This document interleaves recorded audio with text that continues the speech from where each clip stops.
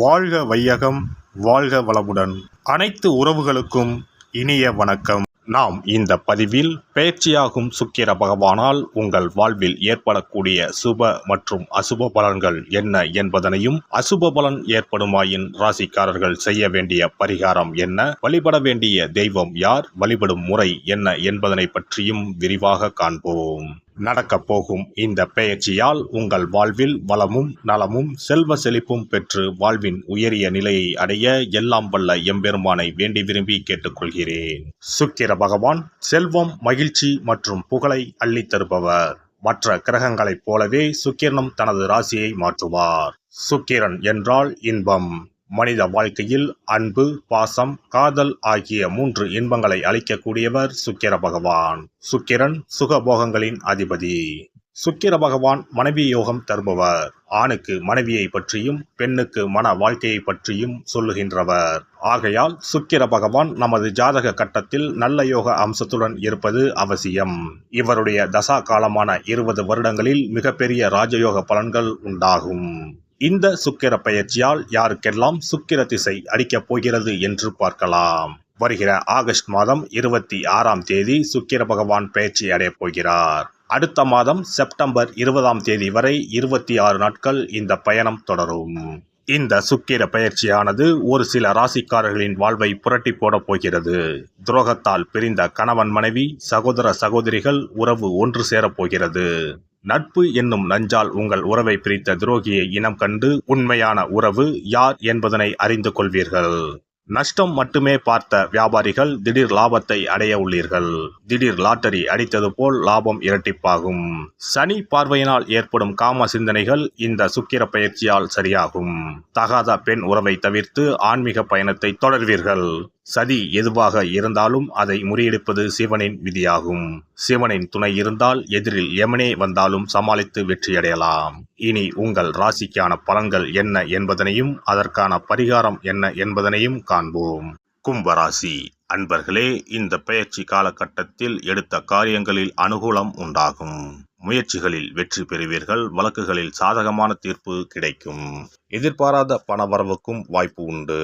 புதிய பொருட்களின் சேர்க்கைகள் உண்டாகும். சிலருக்கு பயணங்களும் அதன் மூலம் ஆதாயமும் ஏற்படும்.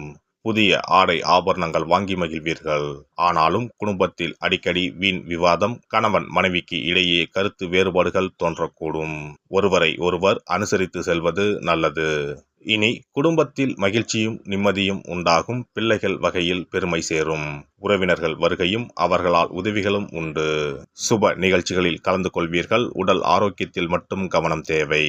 வாழ்க்கை துணை வழி உறவினர்கள் வருகையால் குடும்பத்தில் மகிழ்ச்சி உண்டாகும். சுபகாரிய பேச்சுவார்த்தை அனுகூலமாக முடியும்.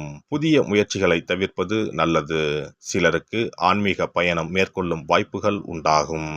உத்தியோகத்தில் பணிச்சுமை அதிகரிக்கும். சக ஊழியர்கள் அனுசரணையாக நடந்து கொள்வார்கள். கூடுமானவரை உங்கள் பணிகளில் மட்டுமே கவனம் செலுத்தவும். உயர் அதிகாரிகளுடன் பேசும்போது பொறுமையை கடைபிடிக்கவும். தொழில் வியாபாரம் சுமாராகத்தான் இருக்கும். போட்டிகள் அதிகரிக்கும். சக வியாபாரிகளால் மறைமுக எதிர்ப்புகளை சந்திக்க வேண்டி வரும். வியாபாரத்தை முன்னிட்டு வெளியூர் பயணங்கள் மேற்கொள்ள நேரலாம். புதிய முயற்சிகளை இந்த காலகட்டத்தில் மேற்கொள்ள வேண்டாம். அரசாங்க காரியங்கள் தாமதமாக முடியும். பெண்களை பொறுத்தவரை இந்த காலகட்டத்தில் குடும்பத்தில் அனைவரையும் அனுசரித்து செல்வது நல்ல பலனை தரும். அக்கம் பக்கத்தில் இருப்பவர்களின் ஒத்துழைப்பு மனதிற்கு உற்சாகத்தை தரும். வேலைக்கு செல்லும் பெண்கள் அலுவலகத்தில் தங்கள் பொறுப்புகளில் கவனமாக இருப்பது அவசியம். கலைத்துறையினரை பொறுத்தவரை இருந்த பிரச்சனைகள் குறையும். பேசி எடுக்கும் முடிவுகள் நன்மையை தரும். அடுத்தவர்களுக்காக எந்த பொறுப்பையும் ஏற்காமல் இருப்பது நல்லது. அரசியல் துறையினர் வழக்கத்தை விட கூடுதலாக உழைக்க வேண்டியிருக்கும். பொருள் வரத்து கூடும். பயணம் செல்ல நேரலாம். வெற்றி பெற தடைகளை தாண்டி உழைக்க வேண்டியிருக்கும். பெரியோர்களின் ஆலோசனைப்படி செயல்படுவது நல்லது. மாணவர்கள் கல்வியில் வெற்றி பெற கூடுதலாக உழைக்க வேண்டியிருக்கும். உங்களது நடவடிக்கைகள் பெற்றோருக்கு திருப்தியை தரும். விநாயகருக்கு தேங்காய் எண்ணெயில் தீபம் ஏற்றி அர்ச்சனை செய்து வழிபடுவதன் மூலம் நன்மைகள் அதிகரிக்கும். சிறப்பு தொகுப்பு. கழுத்தை நெரிக்கும் கடன் பிரச்சனையால் கஷ்டப்படுபவர்களுக்கு எளிய பரிகாரங்கள் உள்ளன.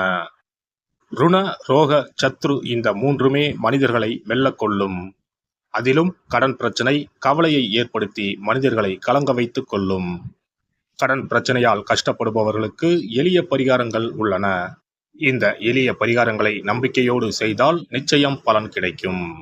ஒருவரின் ஜாதகத்தில் 6ஆம் இடம் கடன் ஸ்தானத்தை குறிக்கும். கடன் பிரச்சனையால் இன்றைக்கு பலரும் தற்கொலை செய்து கொள்கின்றனர். சக்கரத்தாழ்வார் அருள் இருந்தால் கண்டிப்பாக கடன் பிரச்சனைகள் நீங்கும்.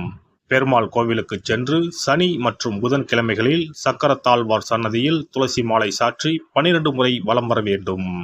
ஒவ்வொரு முறை வலம் வரும் பொழுதும் கடன் தீர்வதற்கு மனமுருக நம்பிக்கையோடு வேண்டிக் கொள்ள வேண்டும். தொடர்ந்து 12 வாரங்கள் செய்தாலே கடன் பிரச்சனை தீர்ந்து மன நிம்மதி ஏற்படும். மேசராசியில் பிறந்தவர்கள் தயிரை கொண்டு இனிப்பு பலகாரம் செய்து ஒவ்வொரு வெள்ளிக்கிழமையும் மாலை வேளையில் பசுவுக்கு கொடுத்து வர கடன் பிரச்சனைகள் தீரும்.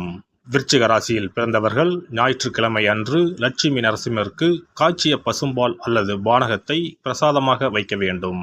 48 நாட்கள் இந்த பூஜையை செய்தால் கடன் தொல்லையில் இருந்து விடுபடலாம். ரிஷபராசியில் பிறந்தவர்கள் ஜவ்வரிசி கொண்டு இனிப்பு தயாரித்து அதை வெள்ளிக்கிழமை என்று பசுவிற்கு மாலை வேளையில் கொடுத்து வர கடன்கள் அடைந்து சுகம் பெறலாம். துலாம் ராசிக்காரர்கள் பசும்பாலை சுக்கிர ஓலையில் வில்வ மரத்திற்கு ஊற்றவும். 24 வெள்ளிக்கிழமை செய்திட நிச்சயமாக கடன் தீரும். வெள்ளிக்கிழமையில் அரச மரத்தடி விநாயகருக்கு அகலில் 11 தீபமும் 11 முறை வலம் வந்தும் வழிபட்டால் கடன் தீரும். மிதுன ராசிக்காரர்கள் தினசரி சிறிது தயிர் சேர்த்து குளித்து வரவும். கடன்கள் நீங்கும்.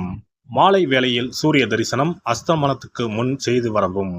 கன்னி ராசிக்காரர்கள் சனிக்கிழமைகளில் உளுந்து வடை தானம் செய்யவும். அதை நீங்கள் உண்ணக்கூடாது. மேலும் துளசிக்கு தினசரி நீர் வார்த்து ஒரு மண் அகலில் நல்லெண்ணெய் விளக்கேற்றி வைக்க ருண நிவாரணம் பெறலாம். கடகராசிக்காரர்கள் ஒவ்வொரு ஞாயிறும் சிறிது வெள்ளக்கட்டியை ஓடும் நீரில் விடவும். கடன்கள் வெள்ளம் போல கரைந்துவிடும். சிம்ம ராசியில் பிறந்தவர்கள் ஒவ்வொரு சனிக்கிழமையும் அரச மரத்தடியில் மண் அகலில் நல்லெண்ணெய் ஊற்றி கருப்பு திரி கொண்டு 8 விளக்குகள் ஏற்றி வர கடன்கள் அழிய வழி பிறக்கும். மகர ராசிக்காரர்கள் சனிக்கிழமைகளில் எள்ளுருண்டை செய்து பலருக்கு தானமாய் கொடுத்து வர கடன் தொல்லைகள் நீங்கும். கும்பராசிக்காரர்கள் வியாழன் மாலை 6 மணிக்கு குங்குமப்பூ சேர்த்த பாதாம் கீர் செய்து மகா விஷ்ணுவுக்கு நிவேதனம் செய்து முதலில் தான் அறிந்துவிட்டு பின்பு மற்றவருக்கும் தானமாய் கொடுத்து வர கடன்கள் மலமளவென அடைபடும். தனுசு ராசிக்காரர்கள் செவ்வாய்க்கிழமைகளில் ஆலய பணிகளுக்கு செங்கல்கள் முடிந்த அளவு வாங்கி கொடுக்க கடன்கள் அடைந்து நிம்மதி பெறலாம். மீன ராசிக்காரர்கள் செவ்வாய்க்கிழமை அன்று மதியமோ இரவோ நோயாளிகளுக்கு சப்பாத்தியை தானமாக கொடுத்து வர கடன்கள் வேகமாக அடைய ஆரம்பிக்கும்.